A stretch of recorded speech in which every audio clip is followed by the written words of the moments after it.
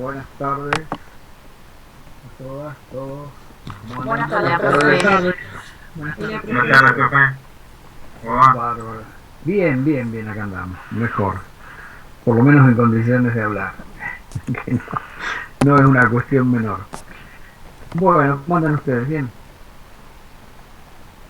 Estuve charlando unos minutos con Ricardo para ver cómo habíamos avanzado entre la última vez que estuvimos y la semana pasada, que yo no pude acceder de ninguna manera porque estaba justamente impedido de hablar. Tenía un problema de afonía que se debe a un problema alérgico y no podía hablar, lo cual en esto es prácticamente el impedimento total. Así que esa fue la razón por la que la semana pasada no estuve de ninguna manera con ustedes, que podría haber estado un rato el jueves en ocasión de la clase de práctica.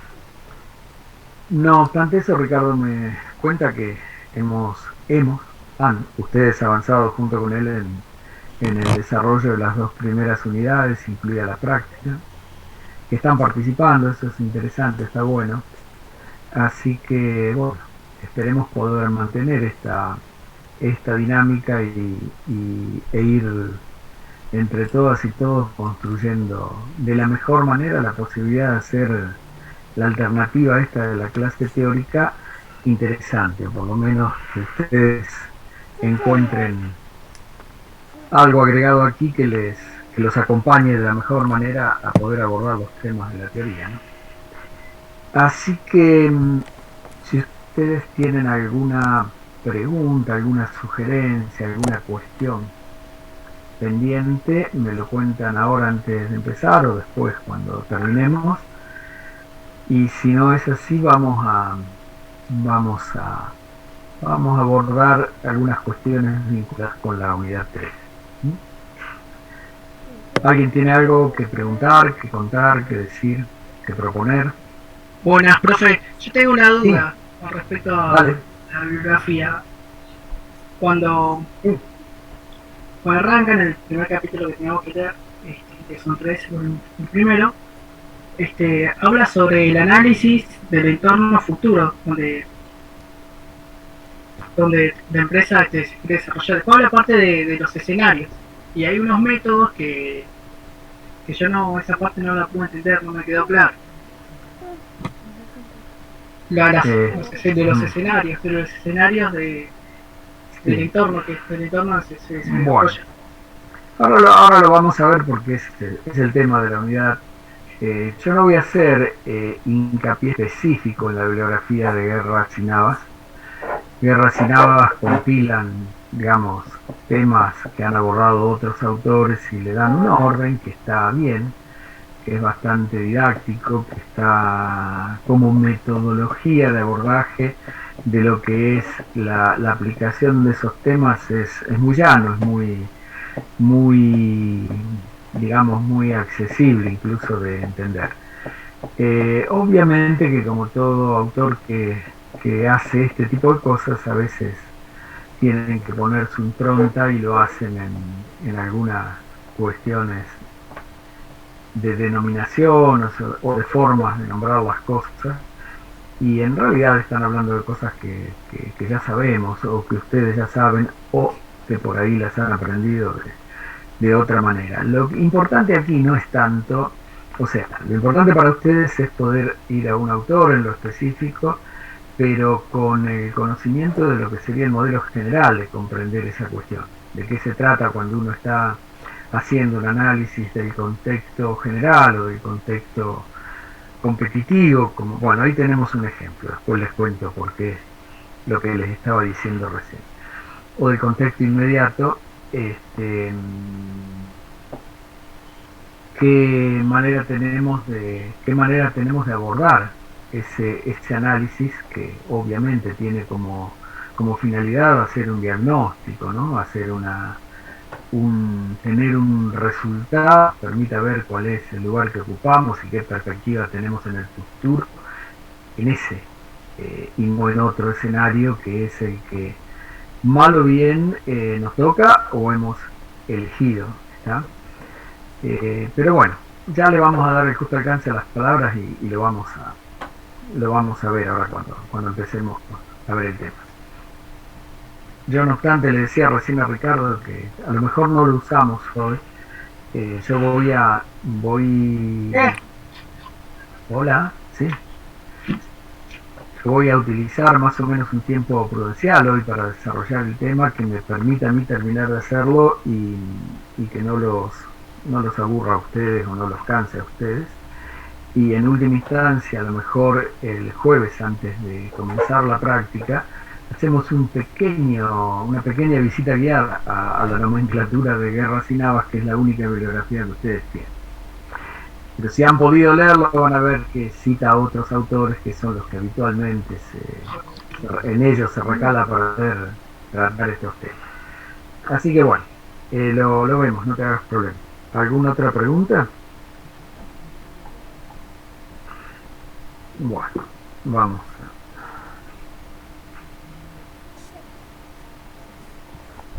Yo voy a compartir pantalla con ustedes para... Esperen,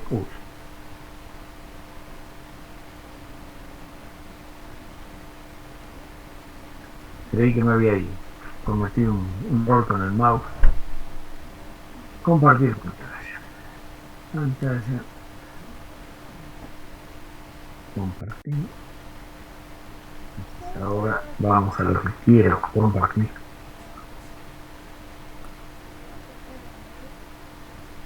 Creo que está, ¿no? Tienen en pantalla, tienen el texto de la unidad 3. Bueno. El contenido de esta unidad tiene que ver con el nudo de la cuestión, lo más importante, qué técnicas se utilizan para hacer un análisis del contexto.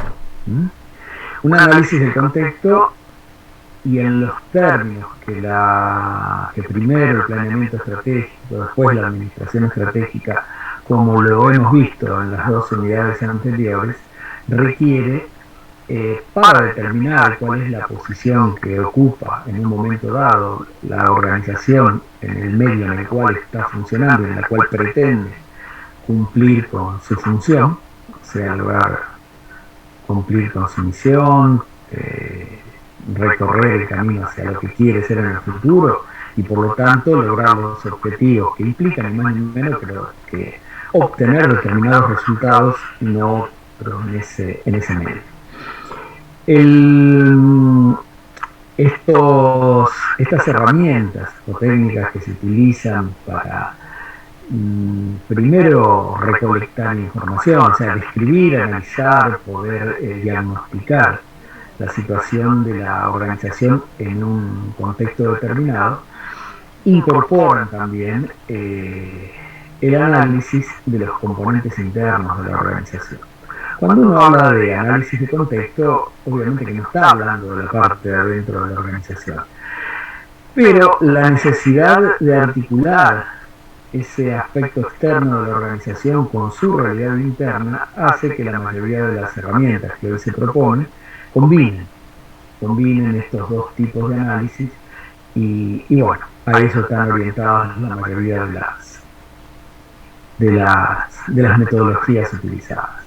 Acá hay un relevamiento, digamos, necesario de las más importantes, o sea, hablamos del análisis FODA, el modelo de la rivalidad ampliada y la cadena de valor, siendo el análisis FODA y el modelo de la rivalidad ampliada concretamente herramientas para hacer un análisis externo, si bien el análisis FODA articula en su propia metodología con la situación interna de la organización, el modelo de la cadena de valor, por lo menos como lo plantea el autor que ustedes tienen, es una herramienta de análisis interno, fundamentalmente. Aunque yo diría también, al igual que las otras dos, tiene un costado que necesariamente lo vincula con el otro aspecto del análisis. O sea, aquel que parece ser nada más que para análisis interno tiene un costado que lo vincula con el análisis externo y viceversa. No tomen esto como una cuestión importante, sino una aclaración al paso, porque justamente pensaba en lo que me habían dicho recién, en Guerras y Navas, y era algún pequeño punto de disidencia con cómo presentaban este tema de la cadena de valor. Bueno, el, ya sabemos, o sea, de qué estamos hablando cuando hablamos del contexto y qué es lo que pasa con las organizaciones en el medio en el cual funcionan. Lo podemos plantear, y ya lo hemos planteado desde un punto de vista muy general, muy, digamos, estrictamente conceptual y amplio, y lo hemos visto ya con mayor dedicación, diríamos, en términos de qué es lo que requiere la administración estratégica, qué es lo que requería, por ejemplo, el planeamiento estratégico oportunamente respecto de este tipo de análisis. O sea, qué significa, más allá de lo que sabemos, de qué se trata el medio en la actualidad de las organizaciones, el contexto en la actualidad de las organizaciones.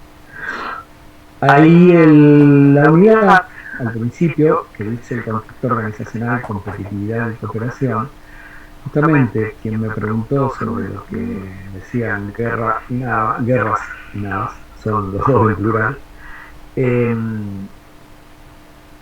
ellos hablan que los escenarios, digamos, en los cuales se desarrolla la situación de una organización no necesariamente son estrictamente competitivos, sino que también pueden ser colaborativos, es decir, las organizaciones en términos de lograr cumplir con su finalidad, cumplir con sus objetivos, lograr los resultados que se proponen, en ese espacio en el cual funcionan interactuando con otras organizaciones, con otros actores, no solo funcionan con una lógica de exclusión parcial, más o menos enfática con respecto al resto, sino que también hay enfoques que hacen que las organizaciones colaboren, se complementen, digamos, con otras para poder mejor lograr sus propósitos. Así que bueno, de esto vamos a hablar y lo vamos a encuadrar como venimos haciendo dentro de lo que es el marco de comprensión o de contención de lo que es la administración estratégica. Yo la verdad le decía recién a Ricardo que estaba, habiendo tenido la primera clase que habíamos avanzado con mucho detalle en una cantidad de temas y a mí, por lo menos a mí me quedó la sensación de que me había quedado sin tiempo para conversar con ustedes algunas cosas y después digamos, la interrupción de la semana pasada me estaba tratando de reacomodarme en términos de la continuidad de los temas, ¿no? Y por otro lado, lo que a veces intento siempre recuperar, como qué les dije ya para no volver a decírselo, o qué les dije como para referenciar en algo que yo ya les hubiera dicho. En términos generales, si yo les preguntara a cualquiera de ustedes, está en condiciones de contestarme por qué una organización necesita de una estrategia. O sea, ¿por qué? Si esencialmente es el modo que elige de vincularse con el medio. Cuando hablamos de vincularse con el medio o contexto en el cual funciona, es porque sabemos que allí se juega la suerte de la organización. Todo lo bien o mal que podemos hacer con la organización va a dar buenos o malos resultados en orden a lo que ocurra fuera de la organización, o sea, en ese contexto. O sea que nuestro propósito, misión, nuestros objetivos, los resultados que los representan, se van a poder cumplir en orden a que las cosas en ese medio sean receptivas, sean legitimantes y en la cantidad, calidad y tiempo necesarios para que la organización no vea comprometido su funcionamiento, su sostenibilidad en el tiempo. Entonces es en ese contexto, en ese medio y no en otro donde las cosas tienen que ocurrir y tienen que salir bien. Por lo pronto, la estrategia sería algo así como el modo de vinculación que la organización elige con ese medio para hacer posible el cumplimiento de sus objetivos, ¿no? De la obtención de los resultados que busca. Ahora, si esto lo tenemos que de alguna forma movilizar, o sea, para ponerlo en un marco no de especificidad, sino de generalidad, la estrategia le requiere a la organización permanentemente revisar cuál es la posición que tiene respecto a ese medio en términos de todo aquello que la favorece y todo aquello que no la favorece en términos de su actividad o de su acción organizacional. Por eso, en términos generales, podemos decir que la necesidad de estudiar, como allí está planteado, diagnosticar y evaluar el potencial estratégico o la posición competitiva de la organización es aquello que lleva a la organización a tener que pensar estratégicamente, a tener que definir y construir una estrategia para toda la organización y que ésta, bueno, después baje y se distribuya por todos los sectores o partes de la organización que deban contribuir a esa estrategia general. Generalmente las organizaciones entienden como más relevante dos momentos que están en los extremos de la vida de cualquier organización. O sea, cuando hay procesos de expansión en la actividad económica, ya sea a nivel de productos, a nivel de mercados, a nivel local, a nivel nacional, a nivel global, o cuando hay situaciones de crisis, es decir, cuando estamos en el otro extremo, donde se pone en juego la supervivencia de la organización, donde independientemente del tiempo que haya pasado en la vida de una organización, todo parece volver a foja cero y tener que revalidar la viabilidad de la organización en momentos que probablemente no eran los esperados, o sea, situaciones de crisis económica, social, política, que normalmente ponen en cuestión la supervivencia de las organizaciones. Nosotros, el mundo de hoy no tiene grandes diferencias en términos de lo que son las características del macroambiente que rodea en términos generales a toda la actividad organizacional, ya cualquier tipo de organización se trata. Las particularidades a veces nos hacen más cercanos, hacen más comprensibles algunas cuestiones que para otros a lo mejor pueden parecer más lejanas o por lo menos menos frecuentes. Nuestra cíclica, digamos, nuestro cíclico desplazamiento entre momentos de cierta bonanza económica y por ende política, social, etcétera, y momentos de crisis que ponen en juego prácticamente hasta casi la existencia de la sociedad misma, nos hace particularmente conocedores, particularmente duchos, particularmente a veces pragmáticos en orden a estas cosas, pero de allí va surgiendo un conocimiento interesante de cómo hacer las cosas cuando las condiciones vuelvan o las condiciones se reiteren.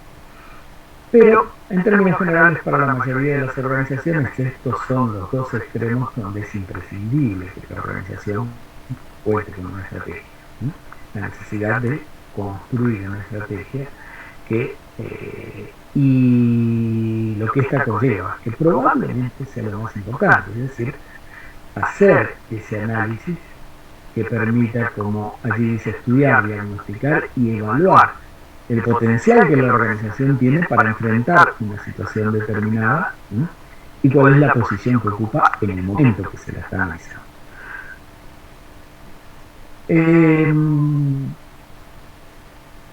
general, en los tiempos que corren, y esto lo hemos visto en las unidades anteriores, cuando hicimos la introducción y en la unidad pasada cuando hablamos de algunas de las herramientas necesarias al, al proceso de planeamiento y de administración estratégica. Estos tiempos que corren, y cuando digo estos tiempos que corren ya es mucho el tiempo que ha corrido, digamos, si uno lo analiza en cantidad de tiempo visto desde una perspectiva totalmente temporal, específica, que es la que uno vive. 30 o 40 años son muchos en la vida de una persona, pero es muy poco tiempo en el transcurso de una sociedad. Y buena parte de los ciclos o de los acontecimientos suelen estar más vinculados con estos ciclos que llevan una cantidad importante de tiempo, pero lo concreto es que cuando hablamos del contexto actual, de las características que hemos definido, planteado, con lo que lo hemos descrito y lo hemos analizado al contexto actual, ya es un contexto que lleva una cantidad de tiempo importante. Diríamos que fines de la década del 80 del siglo pasado ya estaba prácticamente configurada la naturaleza cambiante, la naturaleza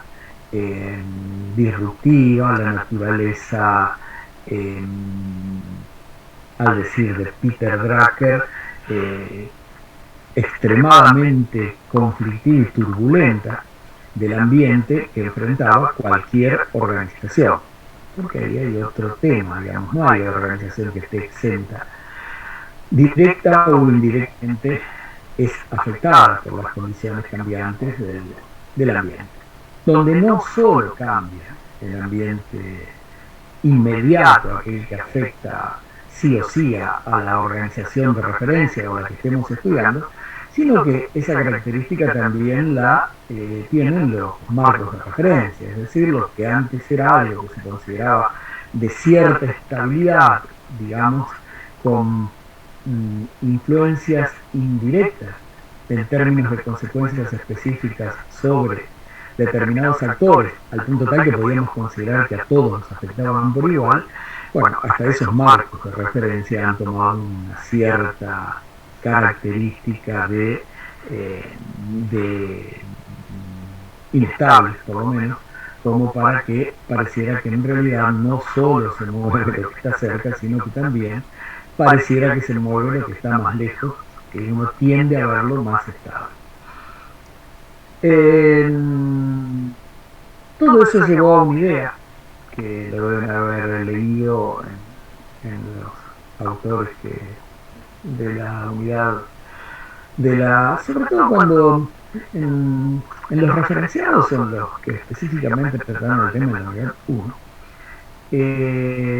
Cuando se trata de explicar, bueno, por qué debemos tener una mirada, pensar estratégicamente en las organizaciones, pensar estratégicamente en la administración, que la gestión como una cuestión integral, la dirección de una organización deje de ser el problema de unos pocos o la decisión de unos pocos y tenga que involucrar a buena parte de la organización, porque en ello va la subsistencia de todo el sistema sociotécnico que es la organización. La sensación es que todo aquello que se sabía y que estaba ampliamente y consolidado y desarrollado en términos de lo que era administración y dirección de las organizaciones, sistematizado y puesto a disposición en forma de técnicas por nuestra disciplina, o sea, lo que ahí llaman técnicas de gestión y modos de dirección convencionales, resultan ineficaces para orientar a la organización en un medio turbulento. ¿Está? Entonces, ese medio turbulento pasa a ser lo que algunos autores llaman la dimensión externa del problema estratégico. Es decir, el ambiente se comporta muy dinámico, altamente inestable, al punto tal que se lo asemeja a un efecto turbulencia, que lo que significa es que la sensación es que no hay recursos, no hay herramientas, no hay elementos que nos permitan establecer o restablecer algún tipo de control sobre la situación. O sea, de hacer algo que sea eficaz, o sea, que sirva para, obviamente, ni hablar de efectividad y eficiencia en estos casos.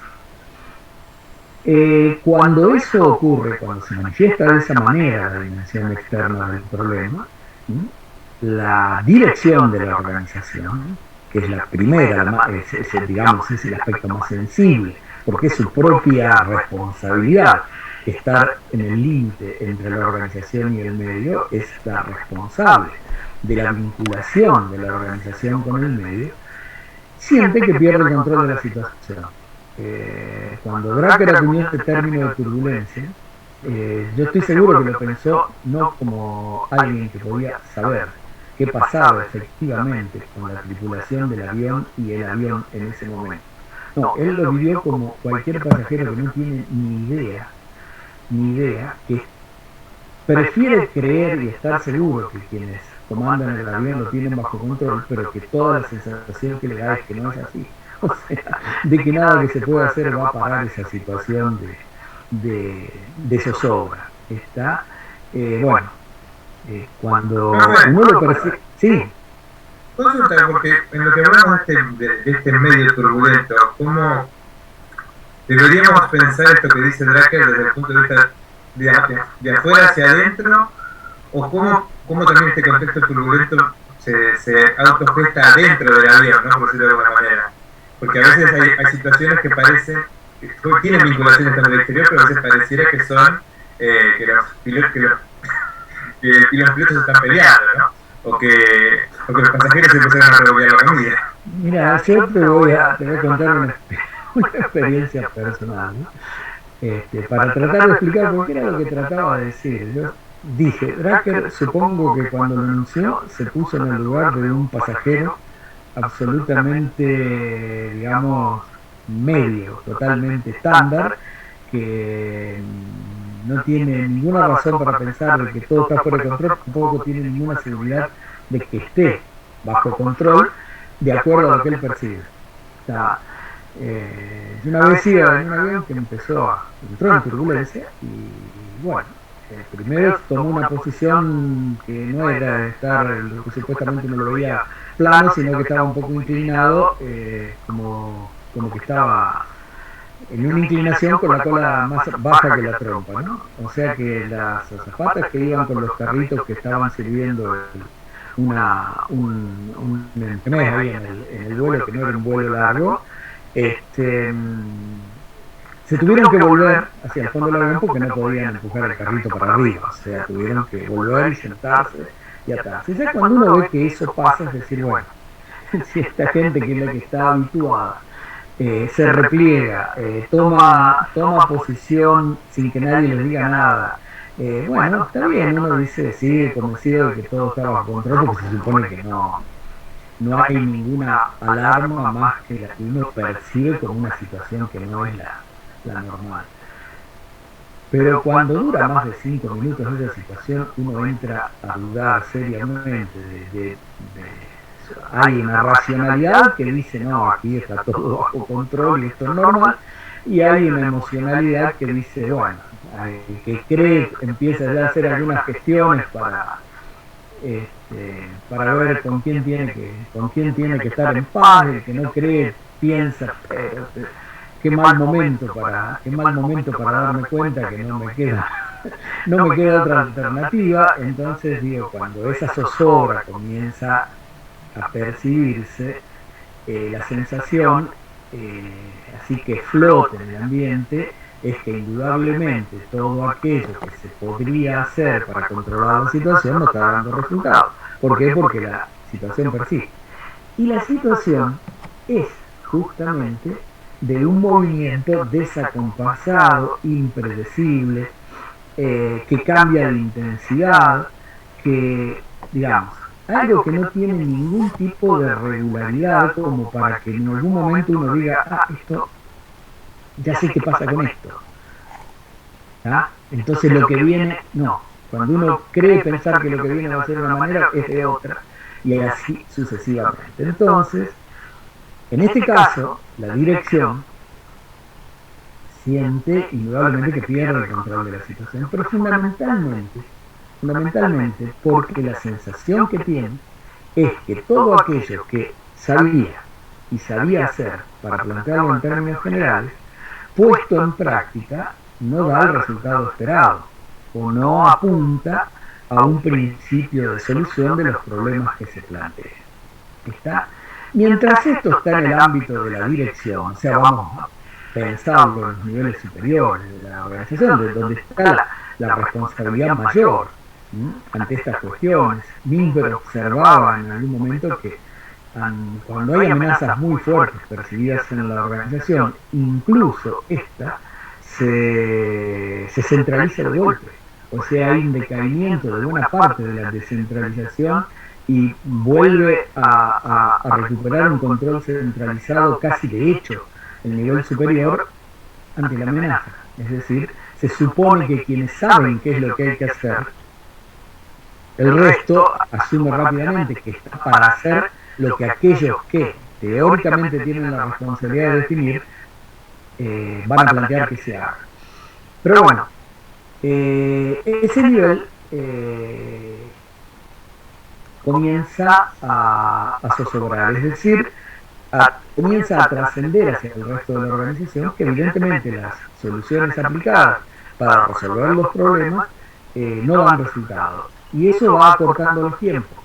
Cada vez es menor el tiempo entre la prueba y el efecto, y entonces la situación comienza a trascender lo que podríamos llamar el ámbito administrativo de actuación de la administración, donde ésta actúa sobre determinadas causas en orden a herramientas conocidas, herramientas efectivas, que tarde o temprano dan el resultado esperado, etcétera, etcétera, y comienza a utilizarse, digamos, sucedáneos que probablemente no haya ninguna seguridad que vayan a dar resultados, y se empieza a actuar sobre plazos más cortos y sobre acciones mucho más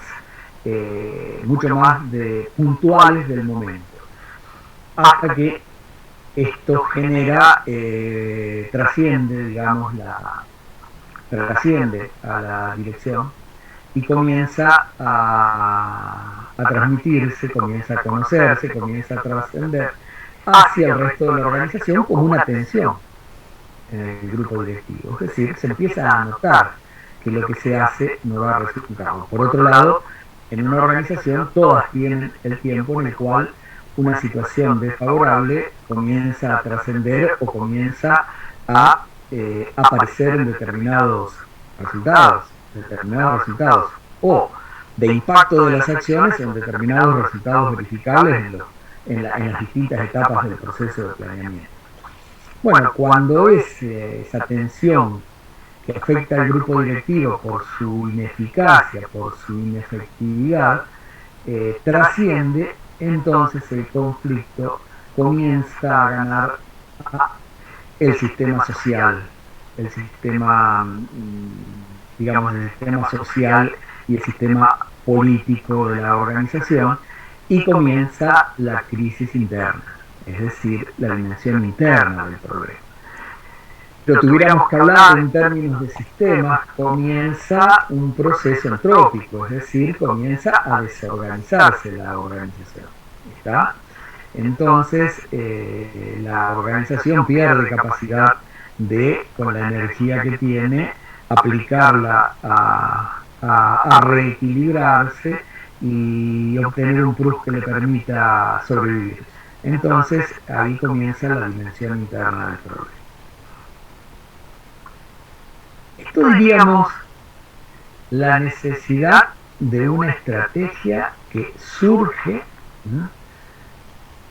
fundamentalmente cuando uno la refleja en situaciones donde la organización no puede aprovechar oportunidades o no puede controlar amenazas. Es decir, si uno entendiera que entre esos dos extremos que vimos antes, de lo que se trata permanentemente para la organización es moverse en un medio que puede favorecerla para el logro de sus resultados o puede entorpecer el logro de sus resultados, y que eso es un continuo. No necesariamente tiene que ser más grave o menos grave. En los extremos que habíamos visto, bueno, son los dos casos extremos de ese continuo, pero la organización se mueve permanentemente. Se mueve permanentemente en un medio que le va ofreciendo posibilidades, facilidades y le va ofreciendo dificultades.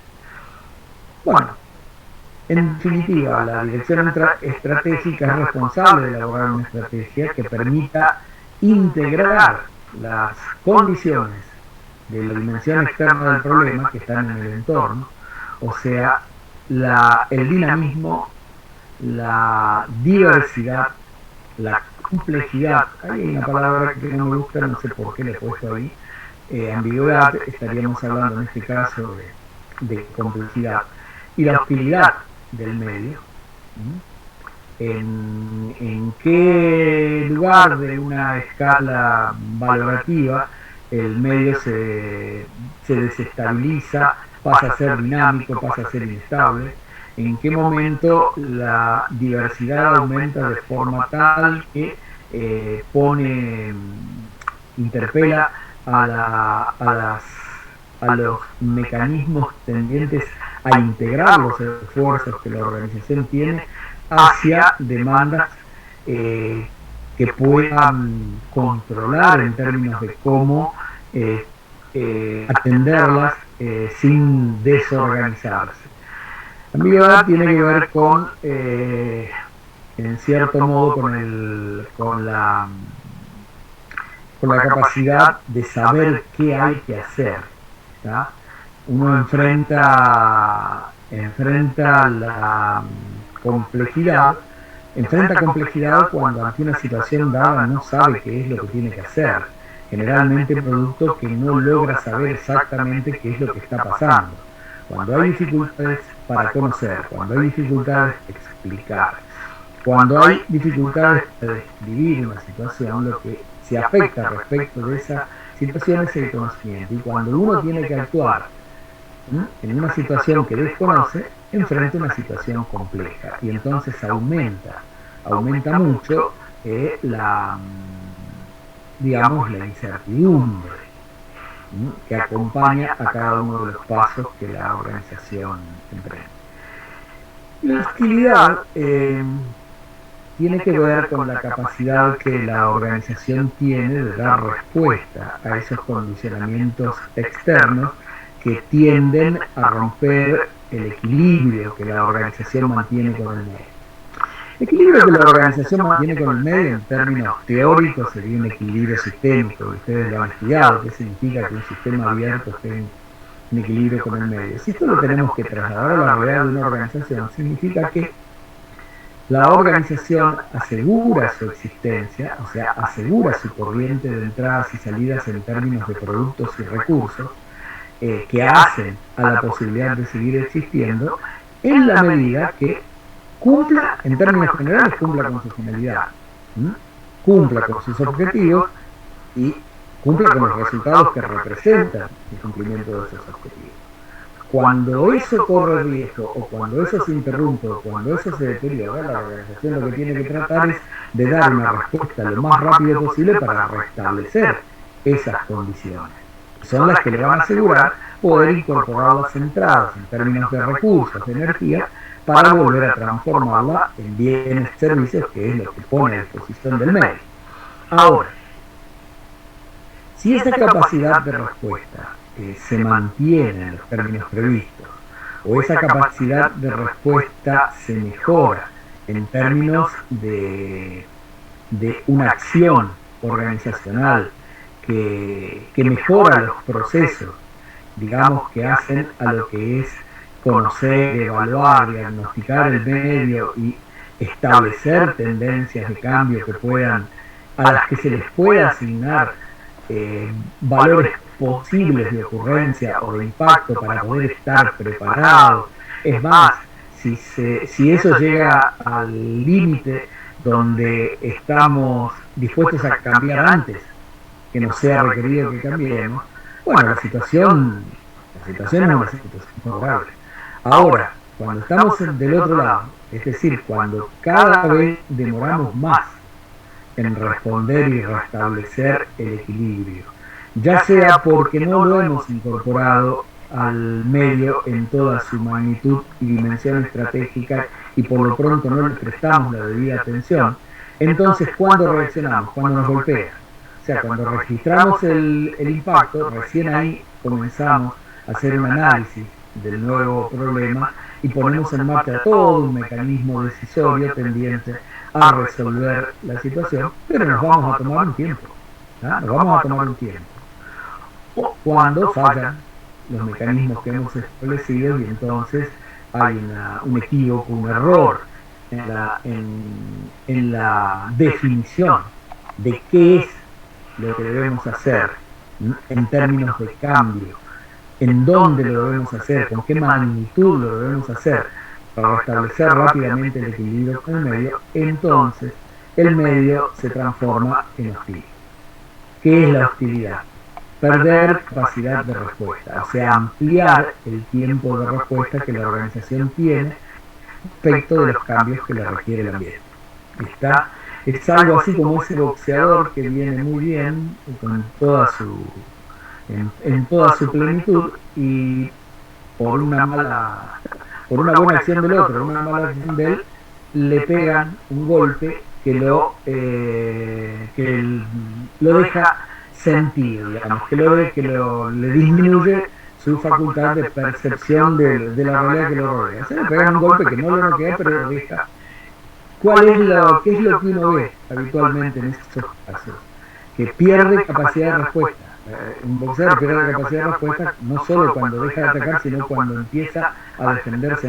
Y lo habitual es que hace gestos de defenderse, vamos a decirlo en términos deportivos, de atajar un golpe que ya pasó. Es decir, ataja el golpe anterior, el que ya le pegaron. Entonces, esa persona indudablemente va a entender que está enfrentando a alguien que tiene mucha hostilidad con él, porque todo aquello que intente hacer con él lo hace. ¿Está? Recién cuando recupera su lucidez, probablemente recupere la capacidad de defenderse rápidamente o de responder rápidamente, y entonces reequilibra la situación. Pero mientras está groggy, como se suele decir, es el típico caso de alguien a quien se le hostiliza la situación severamente. ¿Por qué? Porque reacciona tarde, reacciona lento. Entonces, esas son en términos generales, están planteadas por mí, lo vamos a ver cuando llegue el momento y hablemos de los factores contingentes o los determinantes de la estructura de una organización.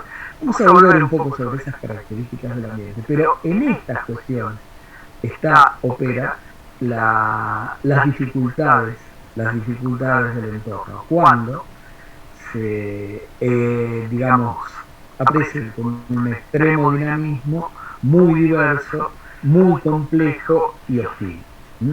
Estas cuestiones se potencian unas con otras, no necesariamente una tiene que ser la disparadora, pero es, en el decir de Misbach, cualquier ambiente hoy, para cualquier organización, nosotros estaríamos borrando con el codo lo que escribimos con la mano si dijéramos que hay ambientes estables o hay ambientes muy poco dinámicos para las organizaciones. En general, el ambiente se comporta de una manera bastante regular en términos del dinamismo, de la inestabilidad.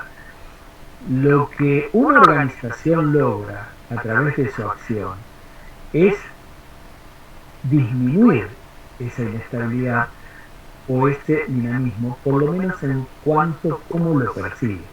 Si una organización adquiere capacidad de prever lo que va a pasar, entonces tiene preparadas acciones alternativas o acciones correctivas. Entonces, en el momento que esa tendencia de cambio se convierte efectivamente en un cambio, la organización va a responder rápidamente. ¿Qué significa que va a responder rápidamente? Digamos, que sabe lo que tiene que hacer, entonces se ha descomplejizado la situación que vive, sabe qué tiene que hacer para cambiar, sabe qué tiene que hacer para resolver esa situación. Por lo pronto, también va a disminuir la hostilidad, por lo menos la hostilidad percibida, en términos de que lo que hacen los actores del contexto y lo que deciden y hacen no le afecta de lleno cada vez que esto ocurre.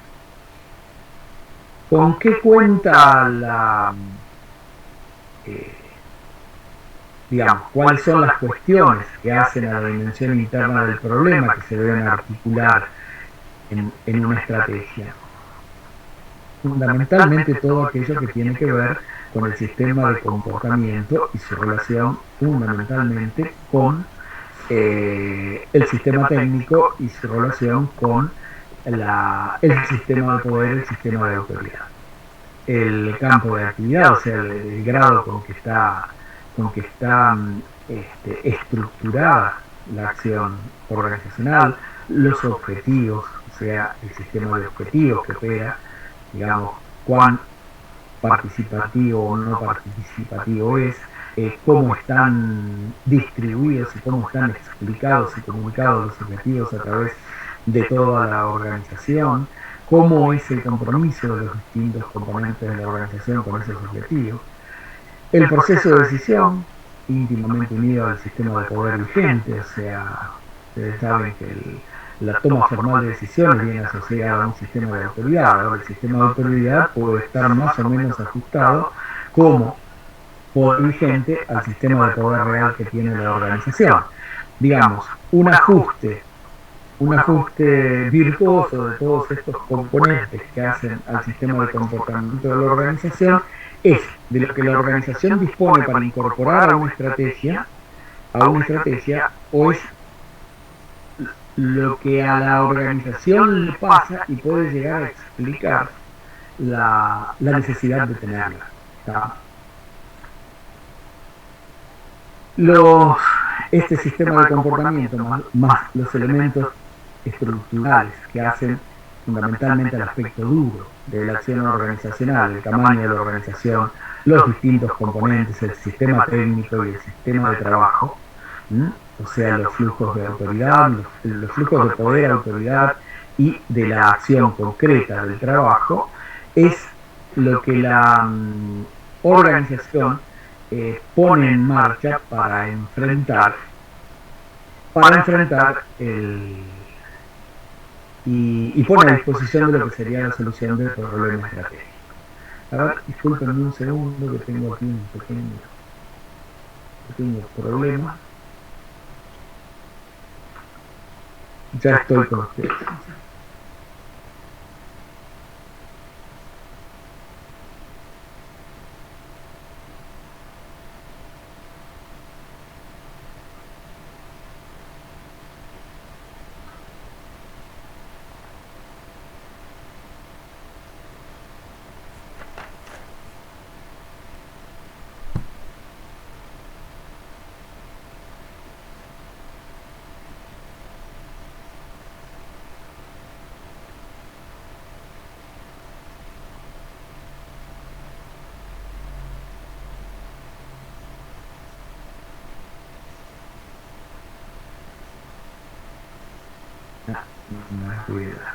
Perdón, ya estoy volviendo.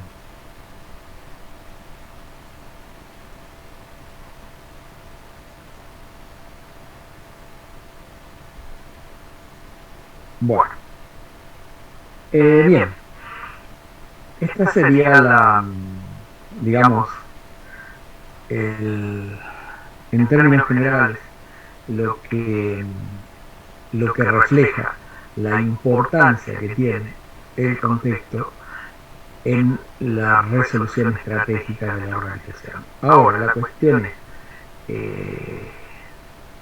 cualquiera de estas características del medio requieren que la organización desarrolle la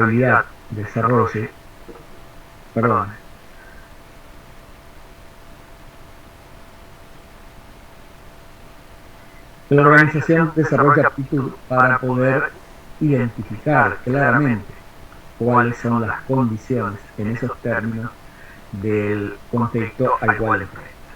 O sea, tiene que esa dirección estratégica como respuesta necesaria al problema estratégico, ¿no?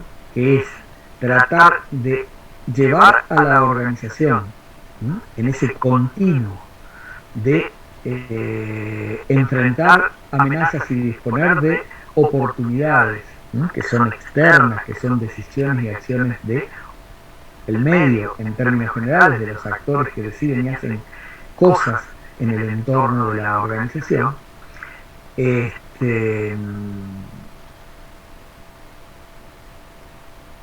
potenciando a partir de un conocimiento acabado también de su realidad interna, es decir, de qué dispone y de qué no dispone en orden a esas amenazas y oportunidades, ¿para qué?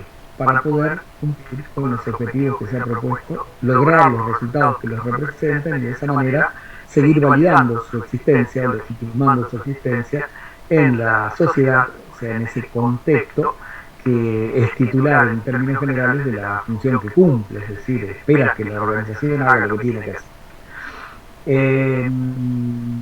Se trata de que a través de esa dirección se responda qué hacer, qué tipo de dirección hace falta.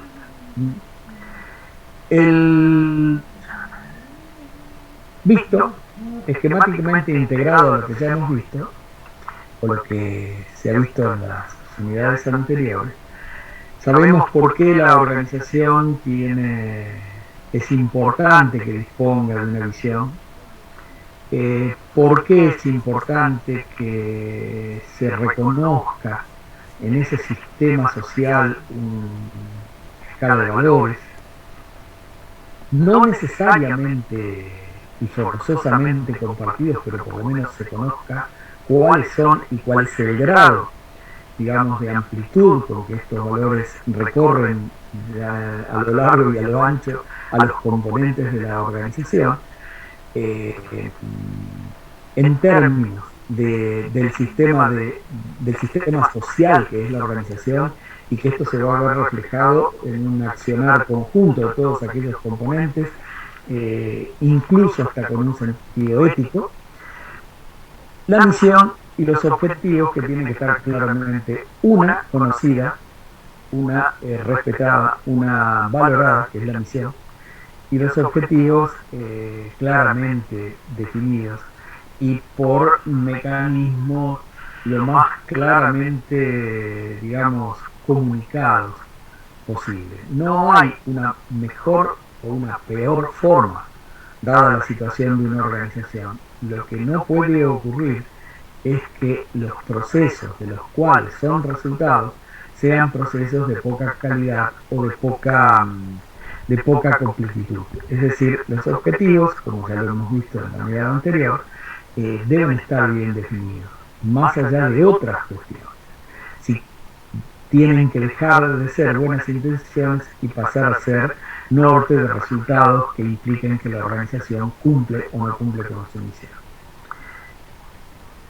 El análisis estratégico que se agrega como componente necesario antes de planificar las elecciones en términos de acción empresarial o de acción organizacional que mejor cumplen con la estrategia que se ha planteado, requiere de un análisis interno y de un análisis externo.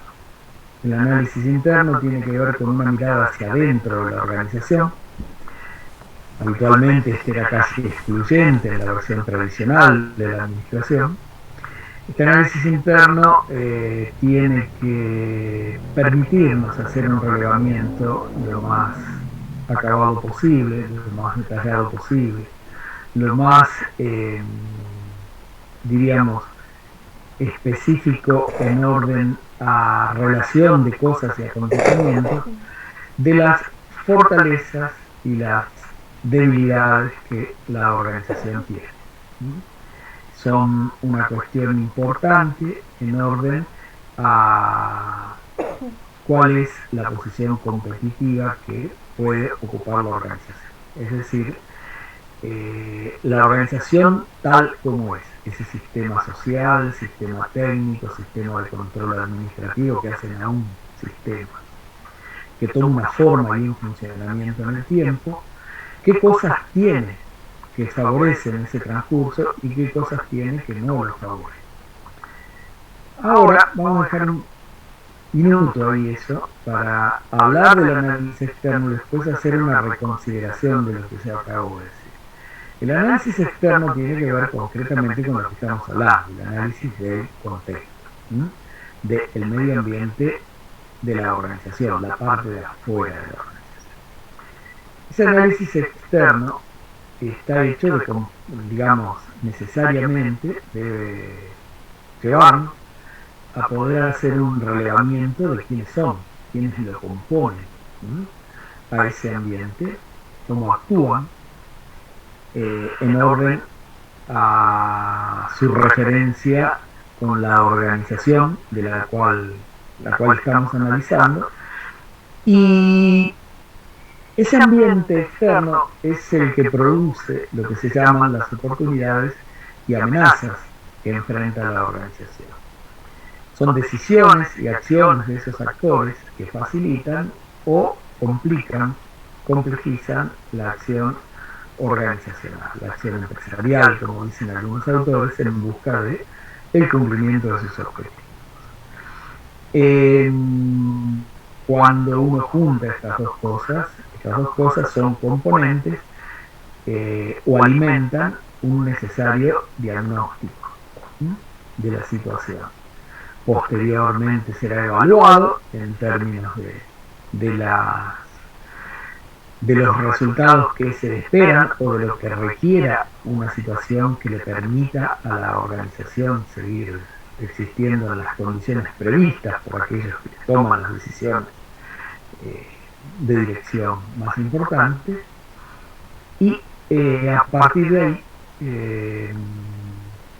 oficiar de información crítica, información necesaria, imprescindible para determinar cuáles son esas acciones y qué ejes van a recorrer, o sea, por qué caminos vinculantes entre la organización y el entorno van a transitar las acciones que la organización ponga en marcha, o sea, los llamados ejes estratégicos. De ahí surge la acción, concretamente estratégica, o acción empresarial, y después viene lo que serían los procesos ya de nuestro conocido proceso administrativo, que comienza por planificar, organizar, etcétera, etcétera, los procesos internos que hacen que la organización comience a producir acciones que identifiquen su desplazamiento por estos ejes estratégicos hacia un impacto esperado en el contexto o en el medio en el cual funciona. Yo dije que iba a volver un segundo sobre el tema de las fortalezas y las debilidades después que hablara de las oportunidades y amenazas. Si uno tiene que sintetizar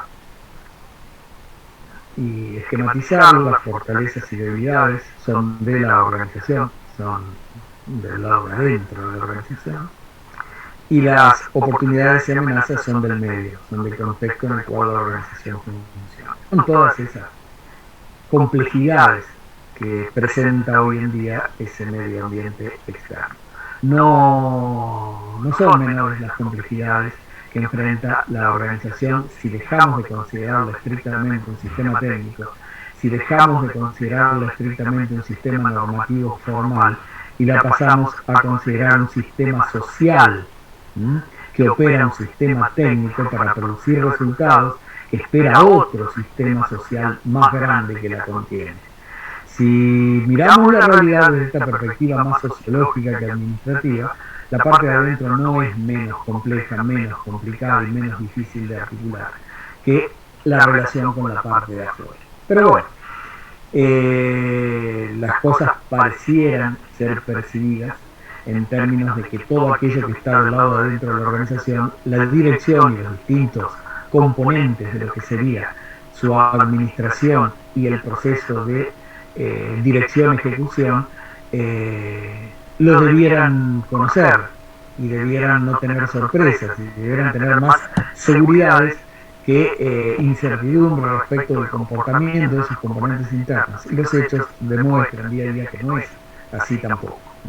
A veces estamos tan lejanos de nuestra realidad interna como lo estamos de los componentes externos, y muchas veces, dada la naturaleza que han hacia donde tornado o girado las relaciones sociales tanto en términos de individuos como de organizaciones, esa dinámica impronta, esa dinámica de mucha velocidad entre la acción y la reacción con el afuera, nos ha distraído respecto de detenernos lo necesario en los aspectos internos, y nos damos cuenta cuando esto se requiere. Pero bueno, planteadas las cosas como están, el análisis interno y externo, hay una herramienta que es el análisis FODA o GAFO, como se lo conoce, que ustedes ya han escuchado seguramente hablar de él, que relaciona estas cuestiones y permite tener una cantidad de información importante para alimentar los procesos de toma de decisiones en términos de la acción estratégica. Lo que planteaba, lo único que quiero plantear respecto de esto, ustedes saben que son las oportunidades, que son las amenazas. Oportunidades, decisiones y acciones de actores externos que favorecen el logro de los resultados de la organización. En algún lugar, en algún tramo, en alguna cantidad, con alguna frecuencia, todo eso, digamos, queda dentro del concepto de que favorecen. Y las amenazas son también decisiones y acciones de componentes externos, pero que dificultan, traban, impiden, disminuyen la capacidad de la organización de lograr sus propósitos, sus resultados. Fortalezas, aspectos con los que la organización cuenta con potencialidad respecto de lo que son sus finalidades, sus objetivos, los resultados que busca, y debilidades las encontramos en la otra punta, es decir, aquellas cosas que no colaboran o no son funcionales. La pregunta es si estas cuestiones tienen que tomarse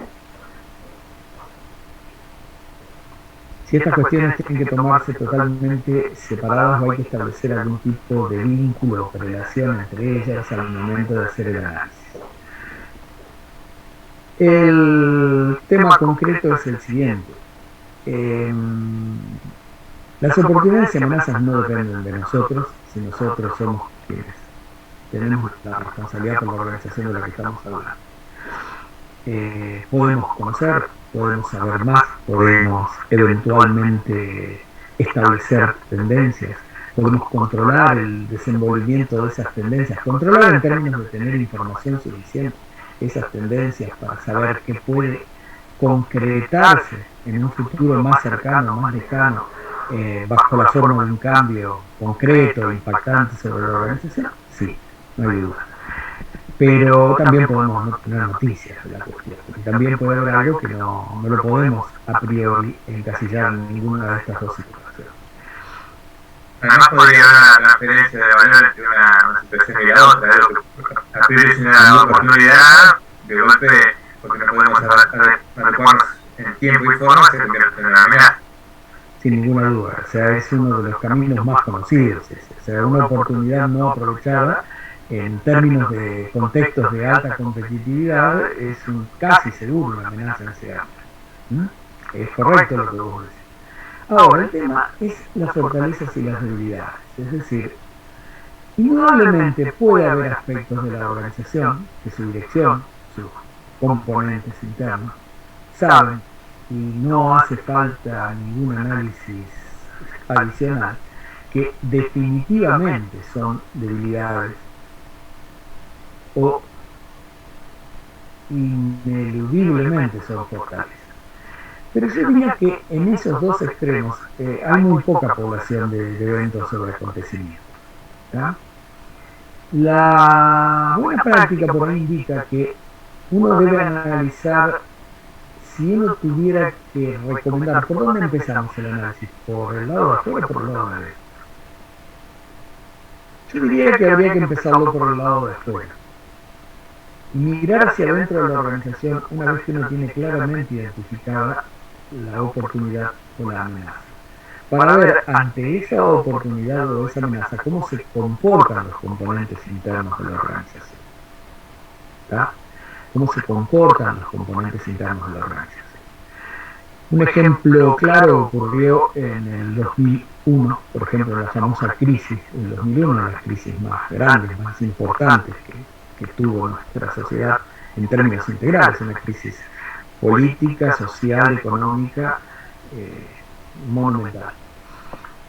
Hubo 3 o 4 días donde técnicamente ocurrió algo a lo que la economía le teme: desapareció el precio, es decir, dejaron de relacionarse en algún lugar y bajo alguna regla las principales variables económicas. Es algo así como que de golpe al avión no solo le desapaga, no puede accionar el piloto porque no ve, sino que los instrumentos dejan de funcionar. Entonces, la cuestión es así. Todo el proceso previo, y simplificando mucho el ejemplo, llevó a buena parte de las organizaciones que teóricamente habían sido comprensivas y habían aprovechado bien el contexto que se les había planteado, las había llevado a una reconversión tecnológica muy importante, que había venido en una cuestión vinculada con los recursos humanos. Es decir, era aconsejable, y esto sin ninguna valoración, simplemente estoy haciendo el relato porque si nos ponemos a valorarlo se va a hacer muy extenso. Esa reconversión tecnológica había puesto bastante antes de lo que era el periodo formal y legal de jubilación de las personas con cierta edad en una organización, había anticipado mucho el momento de su obsolescencia, por una razón estrictamente de costos. Es decir, era mucho más caro reconvertir a esos recursos humanos para que después tuvieran muy poco tiempo de repago de lo que se había invertido en actualizarlo.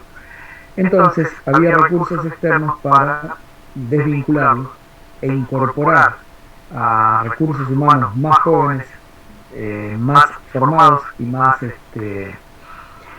permeables a asumir el compromiso con las nuevas tecnologías, y que eso redundara en una mejor estructura de costos para la organización. Entonces, palabras más, palabras menos, toda persona que tenía cierta antigüedad y cierta edad era una debilidad manifiesta para una organización que comulgaba con las reglas planteadas por la política y por la economía, más allá del lamentable impacto social que causaba. Eran una debilidad. Es decir, al punto tal que había asistencia externa de los organismos de crédito internacional para los que se llamaban allá entonces famosos retiros voluntarios, de las personas que tenían que abandonar tempranamente, 10, 15 años antes de lo que tenían previsto, su trabajo para retirarse. Recursos humanos, bajo esas condiciones, es una debilidad. Recurriendo a la simplificación del ejemplo, para que sea efectivo, no falta la verdad, pero para que sea efectivo, 10 minutos antes de la crisis, esta era la situación. 10 minutos después de la crisis, cuando alguien recuperó algún tipo de visión sobre lo que estaba pasando, tuvo claridad que solamente iban a sobrevivir las organizaciones que pudieran, como solemos decir, aguantar los trapos en tan desquiciante situación. Es decir, lo único que alguien que dirigía una organización en ese momento podía prometer a su gente era hacer lo posible por sostener el tiempo que fuera necesario la empresa, la organización, y entonces convocaba a todos aquellos que lo pudieran ayudar a ponerse el mameluco y poner lo suyo para poder salir adelante. Es decir, un hecho totalmente ajeno a cualquier cuestión que no sea aspectos de comportamiento, aspectos de valores, aspectos culturales. ¿Está? Entonces, ¿quiénes fueron quienes le pusieron el hombro a esas direcciones, a esas administraciones? Y probablemente aquellos que, por dos razones: una positiva, que era el compromiso que tenían con el trabajo de toda su vida. Y otra, porque probablemente no tenían otra oportunidad. Son esas personas las que trabajaron por bastante tiempo sin cobrar, o sea, desplazando totalmente su bienestar, pero conservando su trabajo para sacar adelante las organizaciones. Entonces, 10 minutos después de la crisis, lo que había, sí, 10 minutos, perdón, después de la crisis, lo que 20 antes era una debilidad, pasó a ser una fortaleza. ¿Ya? Lo que había cambiado era la oportunidad por una amenaza muy seria, muy fuerte. Digo, no todas las debilidades y fortalezas tienen este grado de relatividad, pero es aconsejable, salvo casos de obsolescencia absolutamente comprobada de tecnología, por poner un ejemplo contundente, o un proceso creativo asociado a la toma de decisiones que hace 20 años que no tienen el pico de la innovación como organización, que sería el otro extremo, no vemos por fortaleza, ninguna fortaleza, ni por debilidad, ninguna debilidad, hasta tanto no pasarlo por el filtro de la oportunidad o amenaza que debemos enfrentar. Sí, perdón. No, profe, con el tema de la pandemia, salvando las distancias, no pasó algo muy distinto tampoco. Claro. Ver, hubo empresas que tuvieron que mucha gente trabajar sin cobrar o algo hasta que pudieron ver un panorama un poco más amplio. Sí, sí. Y por eso te digo, o sea, el tema es cuál es, qué importancia tiene, qué valor se le da incluso a la oportunidad o amenaza que debe enfrentar la organización. Y cuál es el grado de autonomía de la dirección de la organización, del resto de la organización, o de integración o participación que da a todos los componentes. Es ahí donde comienzan a relativizarse a veces las debilidades y las fortalezas. Digo, en todo aquello que tiene que ver con lo tecnológico es más fácil determinar, es menos probable de que nos equivoquemos, aunque sean grados, aunque sean distintos grados. Es decir, podemos tirar un tiempo más con la tecnología que tenemos, pero sabemos hasta dónde podemos, dónde es un hecho, digamos, necesario, dónde es un hecho posible y hasta dónde es un hecho que nada más está. Pero en todo lo que tiene que ver con el sistema social y la articulación del sistema social con el sistema técnico y sobre todo la voluntad de la organización, o sea, aquello que depende del sistema político, las cosas se suelen relativizar bastante hoy en día. Entonces más vale por ahí hacer un análisis en el orden que les planteo. No es una regla de ninguna manera, en algún lugar van a encontrar la articulación entre las cosas. El tema es a veces no perder tiempo, ¿no? Bueno, en definitiva la estrategia está entre la organización y el contexto. La organización, sus objetivos y sus valores, sus recursos y capacidades, que es una de las formas que el autor que tienen ustedes para leer propone, haciendo un relevamiento de ellas, agregar, digamos, cantidad al análisis interno, o sea, hacer un análisis de los recursos que dispone la organización y las capacidades que están depositadas en la organización como un todo y en cada uno de sus componentes. Todo esto redunda en una organización que es una estructura, que son sistemas y un estilo de dirección, que le va a permitir enfrentar a un entorno donde fundamentalmente el análisis de Porter de las fuerzas competitivas o de la rivalidad ampliada o de la competencia ampliada es una de las herramientas para el análisis externo fundamentalmente más interesantes que han surgido en estos tiempos que corren. Ninguna de estas herramientas, el análisis FODA por su propia definición, este análisis por las posibilidades que da de articularlo con el otro, es estrictamente para hacer un análisis interno y externo. Este sí, fundamentalmente tiene su génesis en la necesidad de hacer un análisis del entorno general de una organización y del entorno competitivo. de una organización, en términos de proponer categorías de actores involucrados y que pueden generar amenazas u oportunidades para la organización, y bueno, y detallarlos, buscar formas de conocer sus decisiones y sus acciones, y bueno, y sacar conclusiones, fundamentalmente que se van a volcar a un diagnóstico, que ese diagnóstico permita tomar, después de evaluado, permita tomar decisiones. A ver, estamos en tiempo.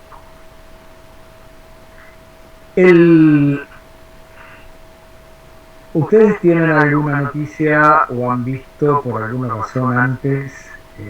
Nosotros suponemos que no, pero generalmente suponemos mal, porque en la materia de primer año suelen incurrir en cuestiones que a veces no están en los papeles, pero las ven. El modelo de la rivalidad ampliado, de las fuerzas competitivas de deporte, ¿ustedes lo conocen? ¿Lo han visto? ¿Han oído hablar de la competencia, de los competidores directos, de los competidores potenciales, de los competidores con bienes sustitutos, los clientes y los proveedores? Como un modelo, bueno, bien. Porter hizo un análisis ya hace muchos años del entorno competitivo de las organizaciones, proponiendo algunas novedades respecto de ese modelo de análisis, fundamentalmente en la determinación de quiénes son los actores que forman parte de esa parte de afuera de la organización. Ustedes, Guerras y Navas, hablan de un entorno general y un entorno competitivo. Están hablando exactamente de lo mismo que ustedes vieron en primer año como medio ambiente inmediato y medio ambiente inmediato. Medio ambiente inmediato, el de los marcos de referencias generales, que los tiempos los han hecho menos estables, menos de referencia y bastante más inestables y cambiantes, pero que siguen siendo en principio igual para todos, es decir, a lo que nos tenemos que atener en un determinado medio, en una determinada sociedad. Hablamos de componentes políticos, legales, tecnológicos, sociales, económicos, con más denominaciones, más categorías, más especificidad, pero todo gira alrededor de esas cuestiones. Son marcos de referencia que indudablemente algunos tienen más representación en el entorno más inmediato de la organización, a través de organismos u organizaciones que los representan y que necesariamente deben operar en el entorno más cercano de las organizaciones. Caso el sistema económico, el sistema legal y el sistema político en términos fiscales, o sea, hay agencias del Estado que funcionan en el entorno concreto de las organizaciones, actuando específicamente sobre algunas de una manera y sobre algunas de otra. Salvada esa cuestión, lo que Navas y Guerra llaman el medio ambiente competitivo, que los autores más originales hablan de medio ambiente inmediato, está formado por componentes cuyas decisiones y acciones afectan sí o sí a la organización, independientemente de la voluntad de esta, y a quienes la organización con lo que decide y hace también los afecta. El tipo de afectación y la cantidad y calidad de esa afectación los hace más o menos importantes a la hora del relevamiento, del análisis, de la valoración de la acción de cada uno de ellos. Porter agrega a este análisis un modelo basado en los dos componentes de la ecuación económica principal, la oferta y la demanda. El análisis de la demanda es un análisis que tiene, digamos, que analiza a los clientes como tales, es decir, los clientes como clientes de la organización, como quienes reciben aquello que la organización produce, sean bienes y o servicios, y los segmenta o los separa a través de lo que él llama una matriz actitudinal de la demanda, es decir, separa dos categorías de demandas. Una que demanda funcionalmente, es decir, compra el bien o servicio para satisfacer la necesidad para la cual estos han sido hechos por las organizaciones que los producen. Digamos, la actitud no funcional es demandarlo para un uso que no tiene que ver con esa finalidad, sino que cumple con otros objetivos, como por ejemplo un efecto mostración, un efecto vinculado con el estatus, un efecto vinculado con una diferenciación fundamentalmente, que tiene más componentes comportamentales, sociales, que comportamiento económico estrictamente. Y por otro lado, analiza otro tipo de actitud, que es la de exigencia de especificidad en la demanda. Es decir, un bien lo demandamos en términos de cada una de las funcionalidades que tiene, porque las conocemos y las valoramos y las ponderamos al momento de expresarnos, o lo compramos simplemente por su principal uso, es decir, sin ningún grado de especificidad en la manifestación de nuestra demanda. Ese análisis es un análisis más, digamos, no es el que es tan importante en términos de utilizarlo como análisis del entorno competitivo, sino el que es más importante, el que plantea desde el punto de vista, y donde está la novedad, es el que él plantea como análisis desde el punto de vista de la oferta. ¿Ya? Habitualmente, cuando uno entiende que la categoría más importante que uno enfrenta en el exterior de una organización son los clientes. Sin ellos, sin su voluntad, sin su legitimación y su capacidad de adquirir, no hay posibilidad. Bien, Porter plantea este análisis desde el punto de vista de la oferta. ¿Dónde está la otra gran categoría, que son los competidores? Esos siguen estando, los competidores directos son aquellos que, formando un sector de actividad, un sector industrial, como él lo llama, y como Guerras y Navas lo llaman también, sector industrial, creo que lo llaman así. Distritos industriales. No es exactamente, perdón. Cluster o distrito industrial no es exactamente lo que es un sector de actividad o un sector industrial en términos que lo maneja el análisis sectorial de la economía. Porter lo entiende más como lo entiende la economía, un sector de actividad. El clúster perdón, lo dijiste vos recién. Distritos industriales requieren de un concepto de integración que no necesariamente es el que pone en el mismo lugar y al mismo tiempo a quienes hacen exactamente lo mismo. Creo que es un poco más amplio y tiene otro criterio también de integración que tiene que ver con lo regional y con una distribución territorial en un territorio más grande de cuáles son esos distritos industriales específicos. ¿Está? Creo que queda un poquito incompleto lo del clúster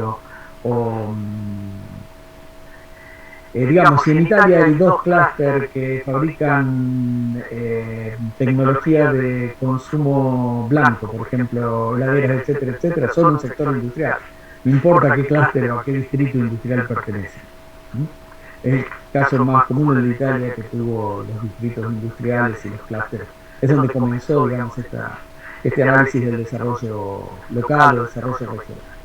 Bien. Sí, un clúster prospecting parecía más una situación en la que se está generando un nuevo ente que se conforma de este distrito industrial, pero es un análisis más de cómo funciona ese sistema de unión de entes que están generando una oportunidad distinta. Está más asociado a un modelo de desarrollo, que a un modelo de desarrollo que a una terminología, digamos, que no sea útil para entender lo que Porter plantea, como sector de actividad o sector industrial. Nosotros, como el análisis no es específicamente para esto, si bien se usa, de hecho, Guerras y Navas lo traen como parte de lo que sería el análisis del entorno competitivo. Porter hablaba del sector industrial, nosotros hablamos del sector de actividad, es decir, donde están todos aquellos que producen exactamente lo mismo en términos de bien o servicio orientado a satisfacer una necesidad determinada de clientes o de la demanda. ¿Está? Ahí están los que se llaman los competidores directos. Esos son, o se supone que son aquellos de los cuales la organización de referencia comparte la oferta con ellos, los conocen, es más, funcionan en un continuo que va desde los acuerdos hasta la competencia lisa y llana, pero con una cantidad de grises en ese proceso bastante importante y que tiene muchos matices. Pero fundamentalmente lo que tienen quienes componen esa competencia directa o competencia actual es conocimiento unos de otros.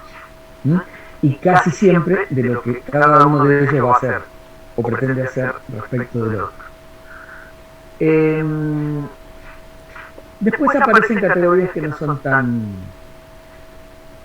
comunes. Por ejemplo, los competidores potenciales. ¿Qué son los competidores potenciales? Son organizaciones o empresas que solamente no forman parte de la competencia actual o competencia directa porque no lo han decidido. No es su decisión estratégica. No han decidido entrar en ese negocio. Profe, Sí, ¿puedo repetir el nombre? ¿Cómo era? Que no me perdí, perdón. competidores potenciales. Ahí está, gracias. Todo lo que hace falta en términos de inversión y conocimiento, o sea, de tangibles e intangibles necesarios para formar parte del sector de competencia directa, lo tiene. Simplemente no es hoy su negocio. Si lo deciden, pueden ingresar sin dificultades. ¿Qué es ingresar sin dificultades? Tienen lo necesario para salvar lo que Porter también llama barreras de entrada a un sector de actividad o sector de industria. Esas barreras de entrada son barreras blandas y o barreras duras.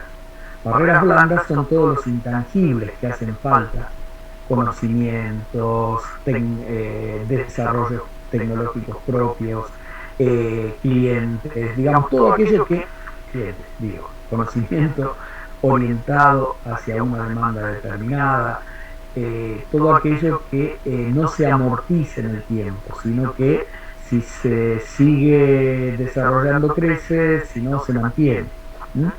Y barreras duras es la inversión concreta, todo lo que hace falta en términos de bienes tangibles para poder producir los bienes y servicios de los cuales se trata, más todo aquello que hace falta para estructurar una organización. Entonces, eso sí, se amortiza y pierde valor en el tiempo. O sea que las barreras tanto blandas, las barreras duras, sobre todo, están sometidas a la depreciación, están sometidas incluso a la obsolescencia. Pero, ¿qué pasa con un competidor potencial? No son problema para él, tiene lo necesario para ingresar al sector sin dificultades. Competidores con bienes sustitutos son aquellos que están en condiciones con sus bienes o servicios de sustituir en la satisfacción de la necesidad de nuestros clientes el bien o servicio que nosotros producimos o que nuestro sector industrial produce.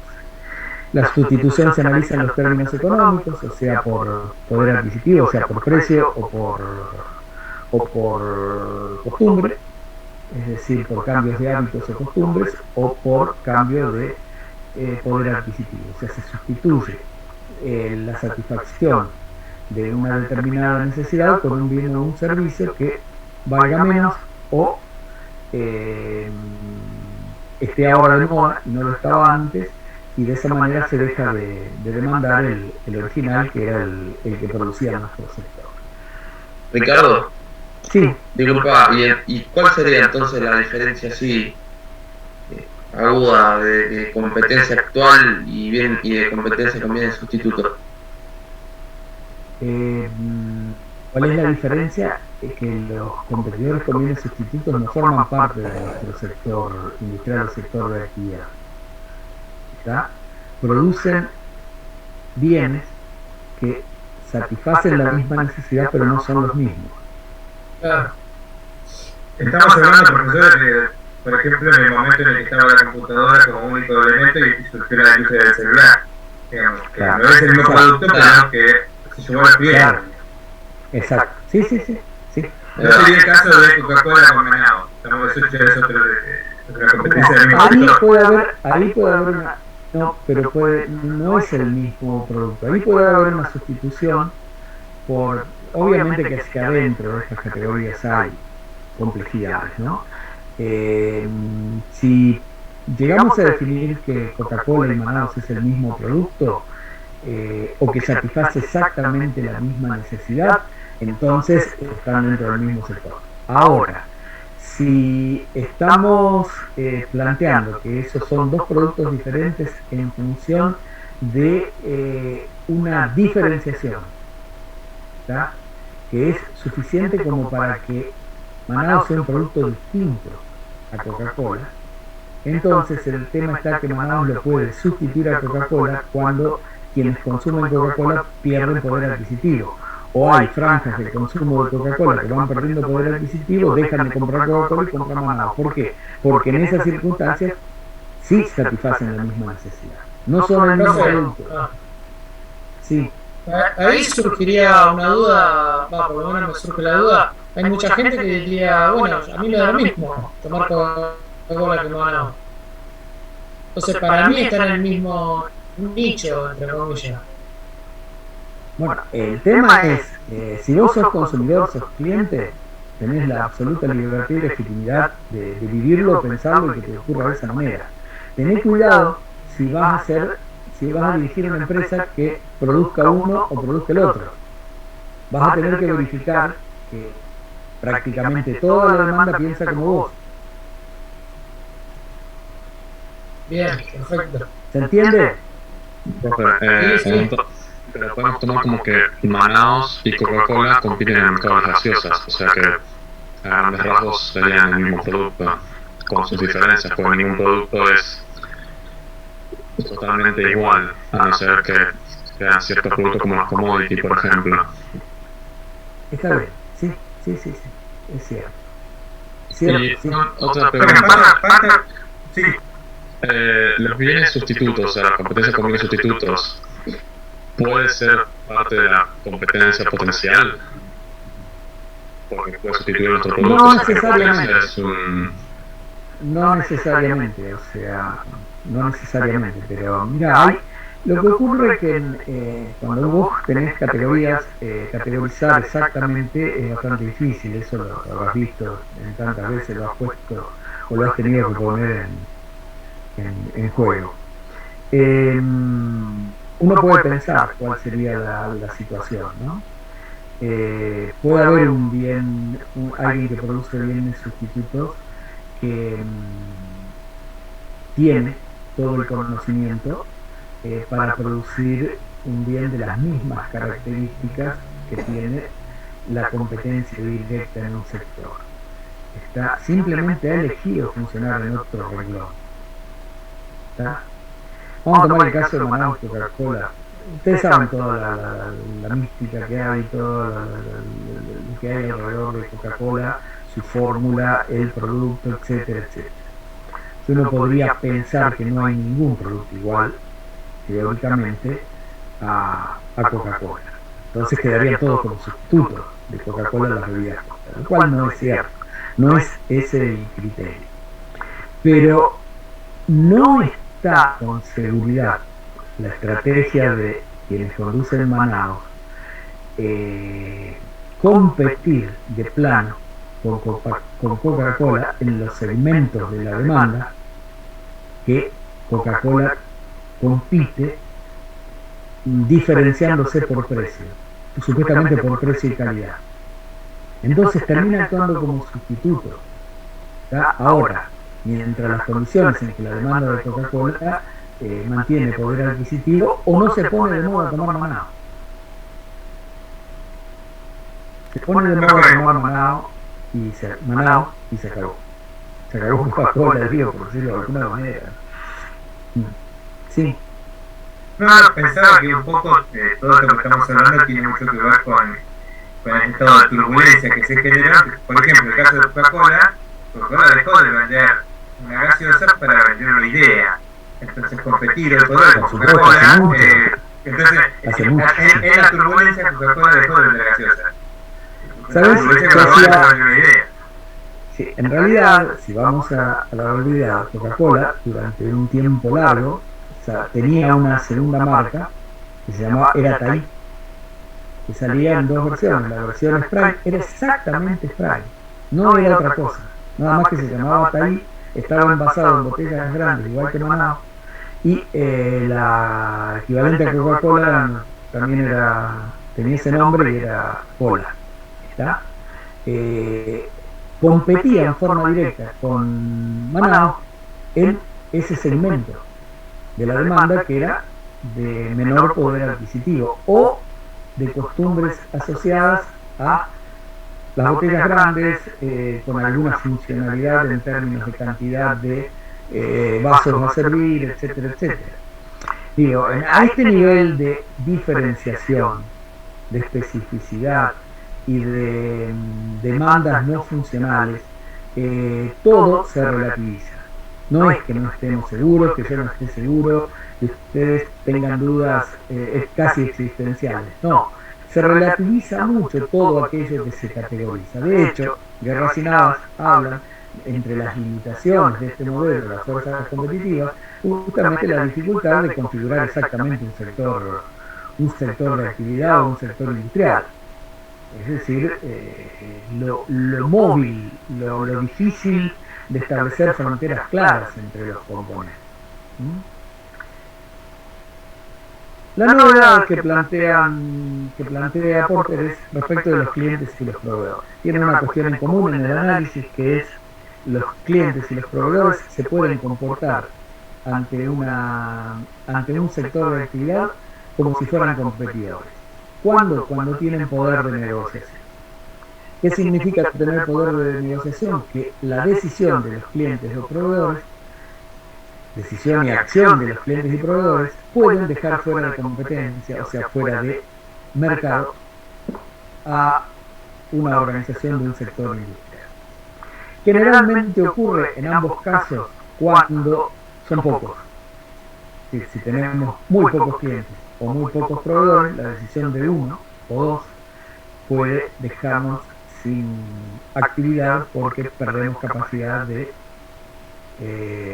mantener salidas o de mantener entradas respecto de lo que hay que procesar para transformar. La otra cuestión que les da capacidad de negociación es a los clientes cuando, si bien pueden ser muchos, pueden decidir en forma conjunta, es decir, se pueden comportar como si fueran uno solo. Caso, asociaciones de defensa del consumidor que ante un hecho concreto de la demanda de un producto masivo juntan cabezas de toda la demanda, cuando la decisión de uno en particular no cambiaría la historia, ¿no? Y en el caso de los proveedores, aquí aparece un caso que es bastante típico. Generalmente cuando los proveedores son de partes o componentes de lo que la organización que le compra produce, normalmente le tienen que transferir una parte del know-how, una parte de su propio conocimiento en términos de lo que es el producto y lo que hay que hacer para fabricarlo, para que estos lo puedan hacer en orden a ese requerimiento. Un día ese proveedor se pregunta si no puede, con lo que ya saben, no puede completar lo que le falta y producir él con la misma calidad que producía aquel del cual antes eran proveedores. Entonces, en esos casos también suele ocurrir que un proveedor puede dejar fuera del mercado a un antiguo cliente. Digo, son casos bastante particulares, pero cuando se habla de poder de negociación, quiere decir que deciden y hacen cosas que pueden causar para la organización el mismo efecto que la decisión o acción de un competidor directo. O sea, dejarlo fuera de competencia o disminuir su participación en el mercado o deteriorar su posición competitiva. Igual, perdóneme, no sé si es muy común eso que decía. Yo estaba pensando justamente en la fábrica de autos. Por ejemplo, Claro. compran mucho acero, ahora la acería, no sé si se va a poner a fabricar autos. No, ahí tenés que analizar industrias y qué significa qué significa el proceso completo, es decir, con total sentido común vos estás planteando que un autopartista, por más conocimiento que tenga y como es sobre lo que le produce a un cliente, difícilmente le vaya a dar, digamos, sus posibilidades para transformarse en una fábrica de autos, ¿no? En una terminal. Pero en la industria de bienes intermedios, por ejemplo, de bienes de consumo durable, como los bienes del hogar, en la industria de la tecnología de punta, es más fácil. Es más posible, porque probablemente la escala y el tamaño de la inversión para saltar las barreras duras de ingreso al sector no son tan efectivas. Bien. Bueno, yo les diría que en homenaje al tiempo y a la paciencia hoy podemos concluir aquí con este tema. Nos quedaría ver el tema de la cadena de valor. Les recomiendo leerlo, no es difícil, cualquier cosa me preguntan antes, yo ingreso el jueves y se los cuento si es necesario. Pero es una herramienta que se utiliza. Guerras y Navas, por ejemplo, la proponen para analizar, para hacer el análisis interno. Ellos mismos plantean que es bueno disponer también de información como para analizar en una determinada cadena de valor de una organización qué importancia o participación tienen otras organizaciones, o sea, la cadena de valor de otra organización, lo cual transforma también este análisis en cierto modo como una herramienta que puede servir en algunos aspectos para hacer un análisis externo también. Los invito a que vean el concepto ese y véanlo por el autor, que está bastante claro, probablemente uno de los que más claro lo describe en términos muy accesibles. Cualquier cosa me preguntan, me consultan y lo vemos el jueves antes de que ustedes ingresen a la práctica. ¿Alguna pregunta?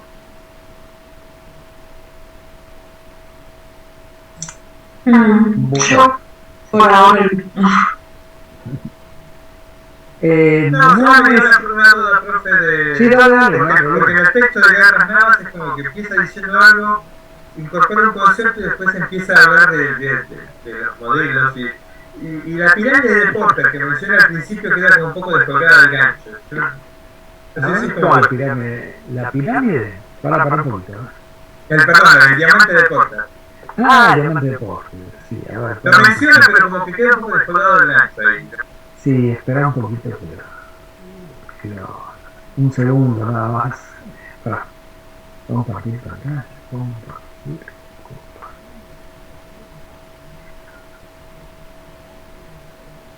A ver, espera un poquito.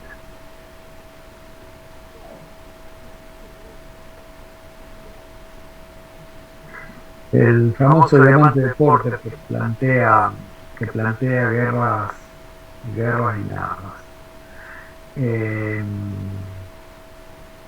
Sí, o sea, lo que plantea Porter es que de estos cuatro factores o estas cuatro condiciones, como él las llama, depende, digamos, configuran lo que sería la totalidad del análisis del entorno general, no del entorno competitivo, sino del entorno general. Entonces, aquí no está hablando de la rivalidad ampliada, no cabe en este análisis el tema de la rivalidad ampliada. ¿Está? Acá yo veía esto de factores y demanda y digo, tal vez no me lo imaginaba como algo general, digo, que parecía algo muy específico. Lo mismo que estos sectores afines y auxiliares, que se parece que estuviera hablando del complejo industrial, ¿no? Del distrito industrial, cuando hablo de estos afines y auxiliares.